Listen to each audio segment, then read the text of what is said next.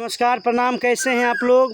तो भोजपुरी इंडस्ट्री में एक और बहुत बड़ा खबर लेकर आ गए हैं कि कल्लू, अरविंद अकेला कल्लू ने एक फिर जो बोलते हैं नया लकीर खींचा है आज, जिस गाना के नाम है कि नाच रे पतर की नागिन जैसन 3.0 गाना के नाम है। तीसरा गाना यानी कि है आई कल हम देखनी है कि 7 नंबर ट्रेंडिंग पर यूट्यूब पर ही ट्रेंड कर रहा वाले गाना।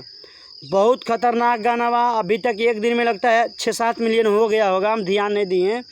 अभी रनिंग करने आए थे तो सोचे कि यार गाना बहुत बेस्ट है और भोजपुरी के लिए अगर कोई भी कुछ करेगा तो हमें ज़रूर आके बोलेंगे।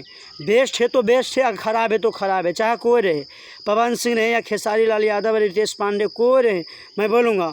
तो गाना बहुत बढ़िया बा, आप लोग जाकर सुनिए। सारे गामा हम भोजपुरी पर ही गाना आयल बा और जाना था कि सारे गामा हम भोजपुरी पर किसी का भी गाना आता है तो ट्रेंड करिए जाता है वो। लेकिन मात्र ऐसे 2-3 गो सिंगर हैं जो कि किसी चैनल पर भी गाना गाते हैं तो ट्रेंड कर जाता है यार। जैसे पवन सिंह, खेसारी लाल यादव हैं, कोई भी चैनल पर गाना गा देंगे तो ये ट्रेंड कर जाएगा गाना। ये पब्लिक उनके बहुत बड़े फ़ैन हैं उन दोनों का। तो आप लोग जाकर सारे गामा पर देखिए अरविंद अकेला कल्लू जी के गाना।